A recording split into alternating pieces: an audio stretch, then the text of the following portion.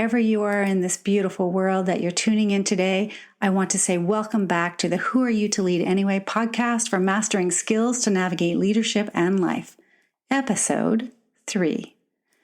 Today, we're going to talk about the significance of values. We're going to get inside that a little bit. We're going to talk about clarifying values, and then we're going to also go down the road of resolving values conflicts and how you can do that for yourself. And then I'll wrap it up with some next steps that you can take to deepen the work for yourself. And so let's dive in. All right. So as an executive coach, I attract and work with a lot of clients who want to be authentic leaders, which means that they want to be genuine in their interactions and live and lead their lives based on their core values. And so I'm super excited to dive in today and to walk you through this specifically for yourself so that you can do the same. Now, uncovering core values is significant in defining who you really are as a human and as a leader.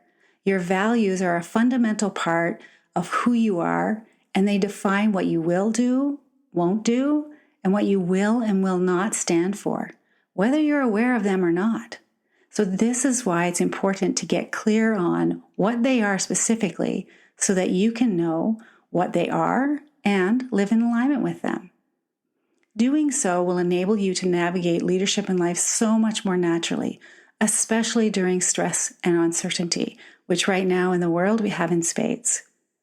When your personal values align within an organizational context, everything feels so natural in every way. Like this is a sense of rightness in your world. And when this isn't the case, for example, when we're asked to do something which doesn't align with our values, it's natural to feel anxious, upset, and out of sorts because you're no longer in alignment, but rather, whether you know it or not, are experiencing a conflict of some sort from a values perspective. Now, Daniel Goleman is an author, psychologist, and science journalist who wrote for the New York Times, reporting on the brain and behavioral sciences, and he has a quote which resonates with my own personal lived experience, which is, "If there's a discrepancy between action and value, the result will be uneasiness in the form of guilt and shame, deep doubts or nagging second thoughts, queasiness or remorse, and the like. Such uneasiness acts as an emotional drag, stirring feelings that can hinder or sabotage our efforts. Choices made in keeping with this inner rudder, on the other hand, are energizing." Now, over my 35-year career, I've experienced living in alignment and misalignment myself, and I've supported many leaders navigating this journey for themselves. And there's a lot of them that I'm working with right now in this moment, as their circumstances change, as businesses make different decisions around, working remotely, working from home, what this means, etc. And the undoing really begins when, as a human, you're not feeling secure in your own belief about what's ethical or unethical. So when this type of conflict happens, or when you're facing a particularly challenging set of circumstances, as I've just highlighted a few examples, you can, if you're willing, make a decision to lean in hard to your values to keep you in alignment with what's true for you. And while it can, and likely still will, feel very hard, it will be easier than if you hadn't tuned into yourself and what's truly important to you. Now, what I wanted to just offer here is we're going to go through a values exercise. And again, if you're driving, you might want to listen this time and then come back and do the work later. Or you can just follow along with me here today. Now, the way that I think about clarifying values is not so much about making a choice or a decision about what they are, but rather a discovery process or a journey to explore what lies within you, and perhaps have always been a part of you and your life as you know it. So I'm going to invite you to dig deep inside of yourself. I'm going to invite you to be honest with which values resonate the most for you. So I'm going to give you just a moment to think about over your life, what are the things that you value? Now, in order to discover what they might be, you can also ask yourself a few questions. So think about a time in your life when you were really happy, you were enjoying yourself at your work. What was it that you valued? What was the value that was being met for you? Alternatively, I'd want you to contemplate when you felt deeply hurt, angry, resentful. What value might have been being dishonored or was absent in that context of either work or life? And you can use both. So I want you to list as many as come to your mind. Typically 10 is a good number. And from there, we're going to pare it down in this episode today. So we're going to pare it down by asking yourself, what is the most important to me in my work life? And then, once you've done that, I want you to filter it down by asking yourself, is this important or something you think you should value? So from a humanity perspective, there are lots of things that we as humans feel we should value. But it's okay if you don't value that. So choose something that for you is important, because otherwise, when it comes to doing the hard work of leaning into that in a challenging set of circumstances, it can make it a bit more, less clear, less able to navigate. And so it's really important that you pick what is important to you. Then I would invite you to notice within these values, are there any patterns or themes or similarities? In which case, which one of those is the most similar or the most truest for you? And then rank them by importance. So if you could only have three to five of them, what would they be? Once you've done that, I want you to think about, what does each of these mean to you? And ask yourself these questions for each one. Who am I when I stand in this value? How do I show up as a leader? And what do I expect of others? How well am I meeting this value at work? And what are the ways that I can better meet my values in my work going forward? So I'm going to do my best to demonstrate for you here by sharing one of my values, which is trust. Now, here's the caveat. If the value that you listed is something that you can do or have, it's likely not a value. So I would ask yourself, what's underneath that? For example, this value that I have of trust, right? So when I have it, it's something I have. What's underneath that for me is that I want to really be able to place confidence in something or someone in my life. So either, the people in my family that I love, or the organization I work for or provide services for, or the company that I'm creating. I want to have a confidence in that. I want to trust it. My personal definition of trust is I tap into my inner wisdom for the answers that I know that are there, even when it's easier not to listen. I trust my inner knowing and accept the nudges propelling me forward. So I choose to share this as we transition to resolving values conflicts so that I can demonstrate how values both help and hinder. So as you might imagine, there are several choices you can make when you're experiencing a values conflict. Sometimes I think we have so many choices that we don't see choice, but that's another conversation for another day. And so it really depends on how this conflict is impacting you. So the first thing that you can do is you can choose to ignore it. So if it's something that perhaps is a one-off, perhaps it's not a big deal in the set of circumstances, you can choose that. Another way forward is to address it with the other person, the other party. Address it in multiple ways. Another way is to negotiate. Are there things that you can negotiate around it? Again, specifically, it depends on what it is. And then the last way is to mediate it. So now in my HR career, I had an experience where I worked with two female leaders in the same organization. And over time, they had trust that became eroded for them. It started out simply enough, as it always does, right? And as a result of ignoring the issues that they did not want to address, the issue or each other for that matter, it was escalated.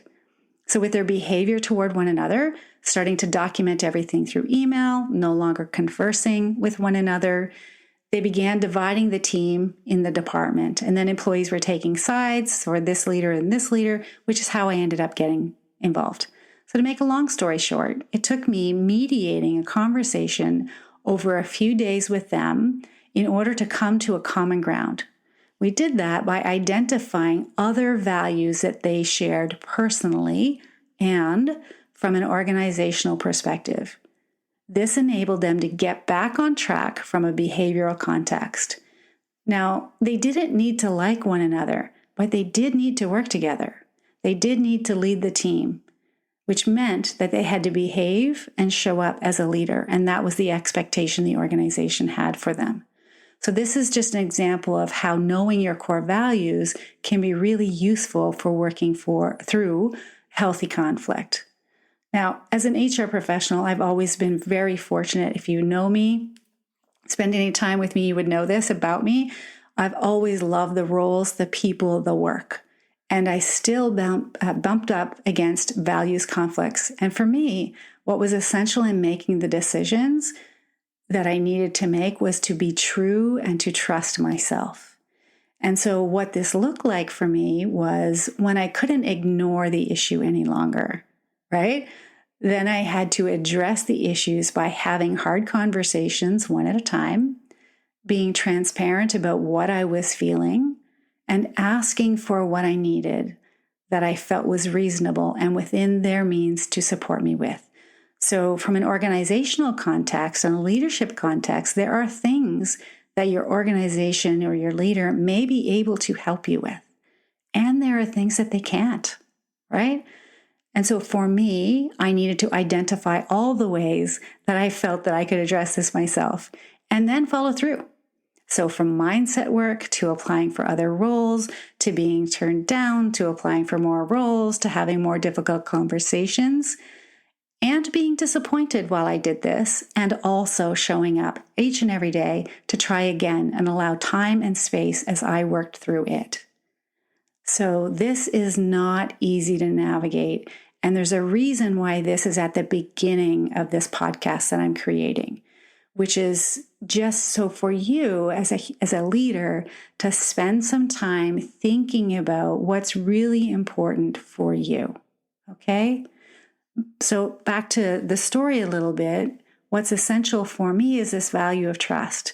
And when I lose confidence in someone or something because what they said and what they did were two different things, I need to listen to the nudges from my intuition, or in other words, my inner knowing, not to get too woo-woo for you, and follow through from a place of self-trust. So fascinating thing about this, though, the more opportunity I have to do that, tapping into my inner knowing, following my intuition from a place of self-trust, guess what happens?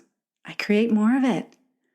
And so in each case, I ended up leaving the organizations that I worked with, great organizations, but I used my own process of decision-making around my values in order to live in alignment with them and my truth, because this is how I want to live my life, even when it's hard.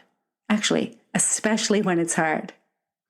So as I wrap up with some next steps to deepen the work, if you're listening to this podcast, you love the idea of living in values alignment.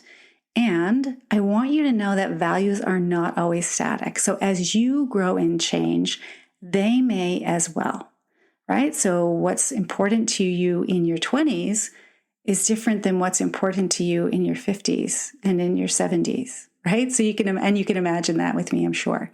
While some of them might be constant, some of them will change. It's okay. Just check in every once in a while.